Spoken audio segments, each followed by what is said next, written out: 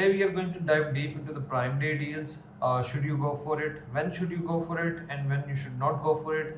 What should be the protocol for pre-Prime days? For Prime Day, what are we supposed to do in the PPC advertising on Prime Day particularly?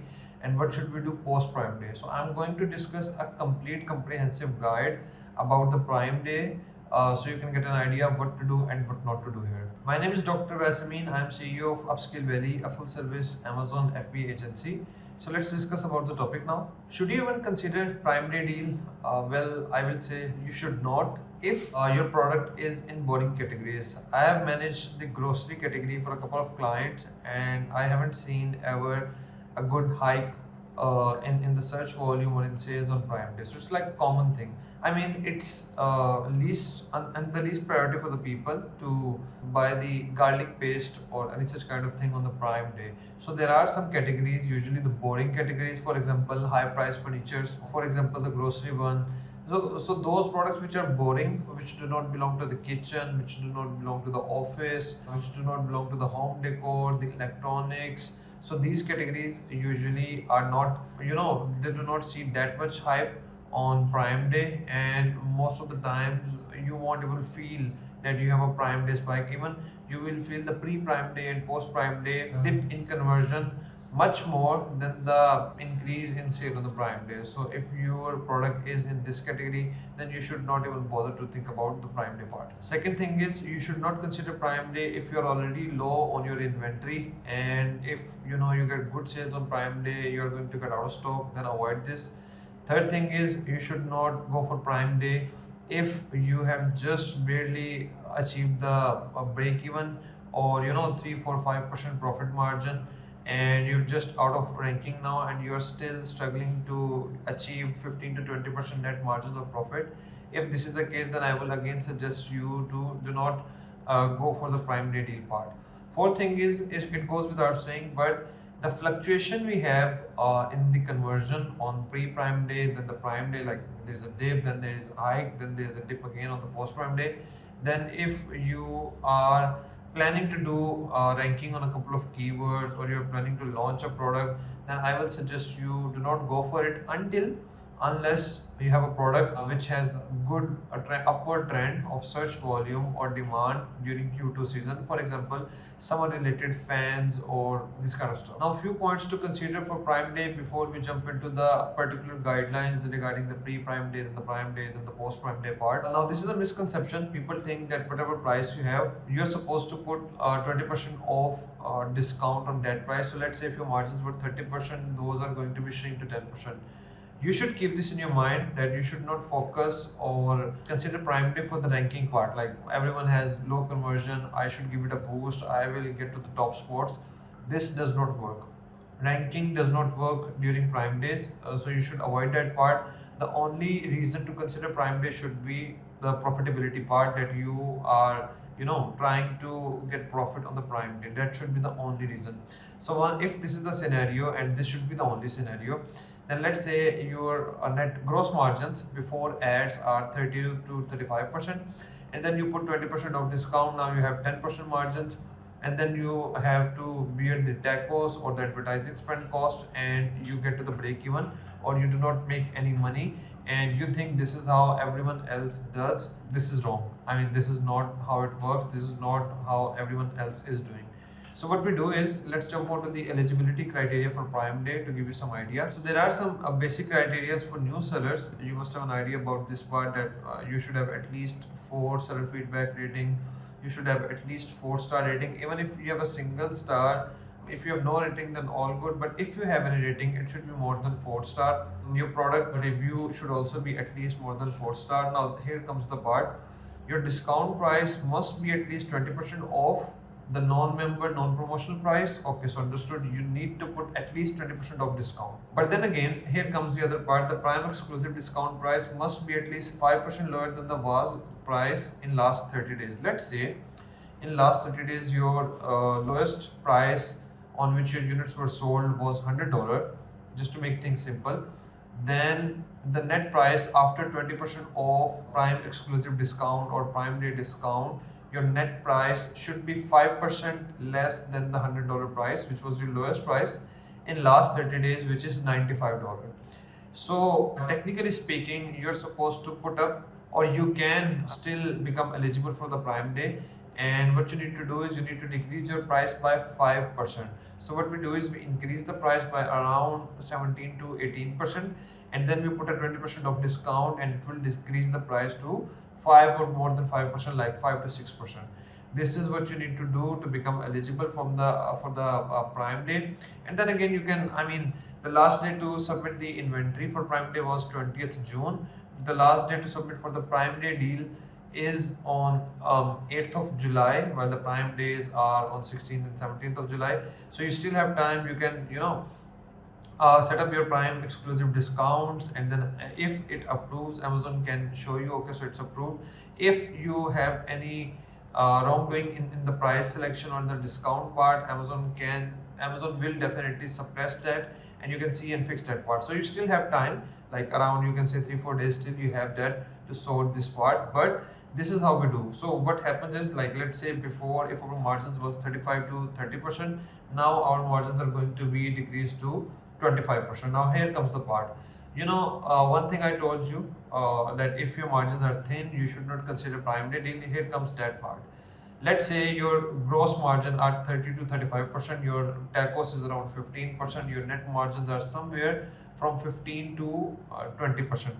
Now here comes the part. Let's say even if you put a 5% discount on the Prime Day deal, you're still going to make net 10% you can say on average margin. Now on usual days, like if your margins are 15% on Prime Day, your margins are going to be maybe 10%.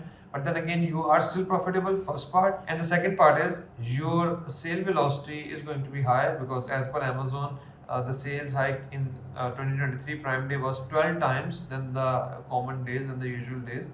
So the sale velocity or the traffic or the conversion is going to be high, and that is going to compensate your 5% decrease in the profit margin. So still you will be at a level, at least if not above the level.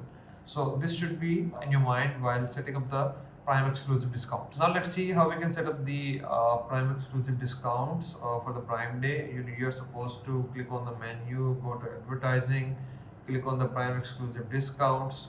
Now here we need to click on the create discount. We can set up a name here, and then again, is this a Prime Day discount? Yes, it is.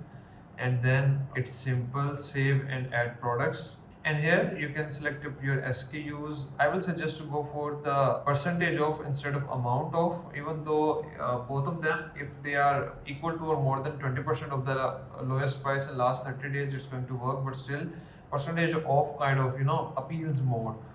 So the science here is, let's say even if you're going for the price of or the amount of the percentage of, whichever gives a higher value. Let's say on a $20 product you are going to give a $2 off. So in amount perspective it's $2 off, in percentage perspective it's 10% off. So 10, the value of 10 is higher than the 2, so it appeals more to the psychology of a person, so to the psychology of a consumer basically. So this is the reason behind that. So we go for percentage off. We set up the Prime discount 20%, the minimum price, and then set up that and submit products. And this is how, you submit the Prime Day deal. If you have more than products in bulk, like in this account we have around 1600 or 1800 SKUs, so we go for the upload file option to upload the details in bulk. Now let's discuss about the pre-Prime Day. On the pre-Prime Day, the traffic almost stays consistent, but the conversions are low. So there are two school of thoughts here. First one is that the conversions are low, so we should decrease our bid by 30%. So let's say if our bids were around $1, let's decrease it to 70 cents and wait for the Prime Day. And then on the Prime Day, we increase our bid to 30% from the central value. Like if our bids were $1, we decrease it to 70 cents, then we'll increase it to 1.3, maybe $1.4. So 60% jump from the pre-Prime Day part, or 30% jump from the average day bids we have. So this is one school of thought. The second school of thought is, which is more interesting to me, and I prefer that one, that people start doing window shopping, because they are supposed to purchase a lot of things. This is what we do. So everyone is working, you have some time free during your day, so you scroll and you do window shopping, and then you find a couple of interesting products, then you add to cart those products you have intention to purchase. but you are keeping yourself away from the checkout because you're waiting for the Prime Day part. So what people do is people click on the product, you get clicks, you do not get conversion, but you get add to carts. So the people carts, like Amazon shopping carts of consumers, those are properly filled up. And then on Prime Day, when they see people have put up the Prime Day discount, then they check out and avail the discount option. So many people do that. And so by this theory, I will suggest that do not decrease your bid that much. You can, but then again, do not decrease by 30-40%. 10% is okay, 10 to 15% is fine. And then if you see it on the longer run, like last 7 days attribution window in your PPC, which I've explained in detail in my PPC reports video. You can check out that as well. So if you consider that on the longer run, you will find attribution of those sales to your PPC, or you will find increment in organic sales on the Prime Day. So also it also works if your product is kind of have a wow factor, or it belongs to those categories which are related to the desired part, like home stuff, pet stuff, supplements, or maybe electronics, home decor, these kind of stuff majorly. And then so this is the pre-Prime Day. Now on Prime Day, now few tips about the PPC management on Prime Day. I will say what you should do is you should keep your budget as it is, and you should keep a keen eye on your budget or throughout the day, like every 2-3 hours. So what happens is the traffic is higher on Prime Day, so your common budget gets consumed by maybe 11 a.m. or 1 p.m. or 2 p.m. by this time. So what we should do is we should keep the budget as it is, but we should keep on checking the budget on good performing campaigns which have very less echoes and high traffic. Everyone have such kind of campaign in their PPC advertising console. So what you should do is you should keep a keen eye on these campaigns, and you should keep on increasing the budget, because this way the increment in budget is directly proportional to profitable sales in your account. So, and your first priority should be the budget optimization, the budget tweaks. Second thing is in Prime Day, like usually you cannot put up anything related to saving, discount, any related stuff on the headline search ads, but on Prime Day you can do that. So you can craft a headline like save on Prime Day, and maybe design a banner as well to attract people. So Amazon won't suppress that for 2 days of Prime Day, but before or after that it will get suppressed. And then again, the third thing is with all of your competitors which are not doing the Prime Day deal. So what you should do is you should set up the asset targeting campaign both in sponsored product and then sponsored display, and target those competitors particularly. And you're supposed to set up these campaigns on the Prime Day. Target those competitors particularly which are not availing the Prime Day deal. Now just imagine I am as a consumer going through a competitor's listing which does not have the Prime Day deal, and then there on the listing I find your listing being advertised. The probability for my conversion to your listing will be much higher. So this is the third thing which we can do. The fourth thing is about the bid part. Usually we increase the bid by 30% than the common days. The reason is on Prime Day the traffic is high, the competition is high. That's why we are supposed to increase our bid, our CPC. But then again, the conversion is high as well. So let's say you are getting one order on 10 clicks, and for example your CPC was $1, so your acquisition cost was $10 for one order. But now your CPC has increased on 2 days of Prime Day, 16th and 17th of July. Okay, so let's assume it has increased to $2 from $1. But then again your conversion will also increase, and your conversion has increased to maybe double up. From 10 clicks you are getting one order in 5 clicks, because on Prime Day the conversions are also high.